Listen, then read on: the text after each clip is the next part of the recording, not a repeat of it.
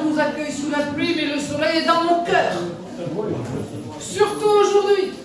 Surtout aujourd'hui parce qu'après des années, nous avons eu cette ligne fermée. Je crois qu'aujourd'hui, c'est vraiment le soleil dans nos cœurs qui permet de voir que, allez, cette ligne réouvre. Merci à tous ceux et à toutes celles qui, avec passion, nous ont passionnés, nous les élus, pour faire en sorte que, techniquement, administrativement, financièrement, cette ligne Estivareille-La-Chaise-Dieu puisse réouvrir. Je voudrais d'abord saluer le président de ce syndicat, Jean-Benoît Giraudet, qui depuis des années est à nos côtés, nous les élus de ce plateau du Haut-Velay granitique, avec mon collègue Bernard Brignon, avec le maire de La Chaise-Dieu et avec l'ensemble des maires, pour faire en sorte que ce pôle de La Chaise-Dieu soit aujourd'hui en train de rayonner sur l'ensemble du département pour y faire accéder justement cette ligne de chemin de fer. Et La Chaise-Dieu est vraiment dans ce nœud ferroviaire, puisque vous avez la ligne Arlan-La Chaise-Dieu qui fonctionne déjà depuis longtemps avec notamment la Grivap. Cette ligne maintenant Estivareille-Craponne-La Chaise-Dieu. Et depuis quelques années, nous avons aussi en ligne de mire la ligne le plus envolée Tarsac-La Chaise-Dieu. C'est un petit combat que nous menons, notamment quelques élus. Merci Bernard Brignon et quelques autres d'avoir été à mes côtés pour ce combat. En tout cas, c'est ce potentiel touristique qu'au niveau du département, nous voulons développer sur cette commune de La Chaise-Dieu. Monsieur le maire, et tu le sais bien, depuis des années d'ailleurs, le département est au rendez-vous pour la rénovation de ce patrimoine avec ce site abbatial. Et aujourd'hui, c'est le département, aux côtés du syndicat mixte ferroviaire, pour favoriser le développement et la réouverture de cette ligne Estivareille-Craponne-La Chaise-Dieu.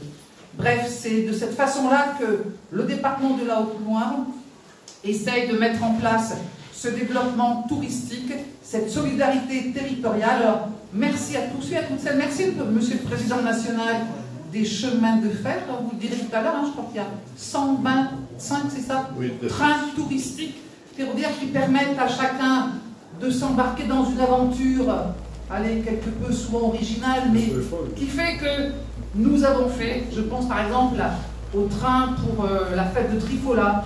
On va passer un moment dans le train pour fêter Trifola. Ça peut être aussi ces rendez-vous plus festifs. Le train de théâtre, le train de la danse, le train du bal musette, le train... Bref, autant d'animations de train. Merci à tous ceux qui favorisent justement l'ensemble de ces activités, ces animations pour qu'on soit juste... Waouh, qu'est-ce qu'on était bien. Merci de continuer à être bien dans ce train touristique d'Estivareille-Craponne-La Chaise-Dieu. Belle journée à tous, malgré la pluie. Mais ça va porter des champignons.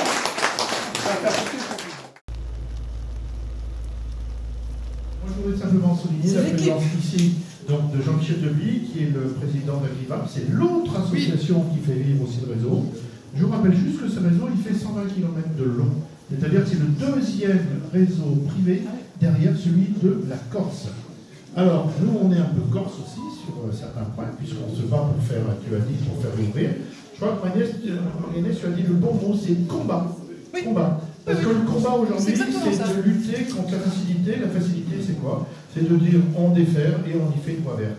Le problème des voies vertes, oui, c'est intéressant. Encore faut-il qu'il y ait une véritable liaison, une connexion entre les voies vertes.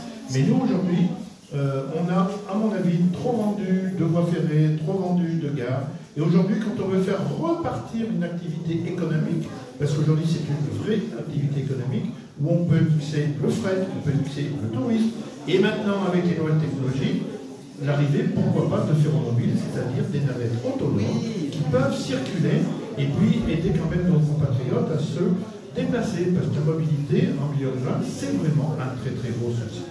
Voilà. Et le vélorail, n'oublions pas le vélorail à Grivap, qui le fait tourner à Allègre. Oui. Et puis voilà. Donc Jean-Michel Debly, tu es là, vas-y, dis-nous bonjour. Il est là, voilà. Et Yvon Charas, donc, qui est le président du CFHF, à qui on s'est battu. Et on s'est beaucoup battu avec Yvon pour toucher des sous, c'est sûr, merci Agnès. Mais on s'est beaucoup battu aussi au niveau administratif. Parce que vous savez, quand on ferme quelque chose, c'est très compliqué de demander. Donc ça veut dire qu'il faut aller se battre intelligemment avec les services de l'État pour dire qu'on va faire les choses en toute sécurité et que derrière on va assurer la sécurité de nos transports. Voilà.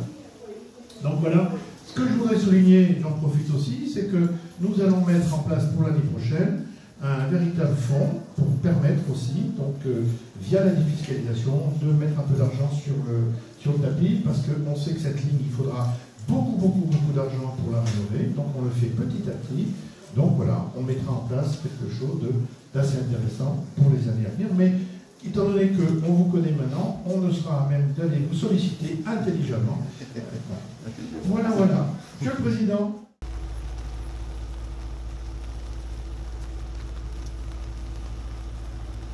Donc l'Unecto, c'est plusieurs centaines de machines à vapeur, plusieurs centaines de machines électriques et 1200 km de voies, plus de 125 associations sur l'ensemble du territoire national, un vrai travail des bénévoles.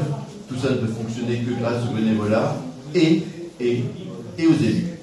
Et aux élus parce que les élus portent, les élus accompagnent, les élus soutiennent, les élus aident à trouver de l'argent, aident à monter des dossiers complexes, parfois avec des subventions européennes. Donc merci Madame la Présidente, merci Monsieur les élus. Sans vous, rien n'est possible. De plus en plus, les associations doivent travailler main dans la main avec une prévision sur le moyen, sur le long terme, pour ne pas prendre au dépourvu les élus. Mais c'est fondamental pour pouvoir faire vivre le patrimoine local, pour pouvoir faire vivre les territoires. Donc merci à vous tous pour une opération très concrète, réussie. Merci à tous. Merci à vous. Merci aux trois présidents. Bravo.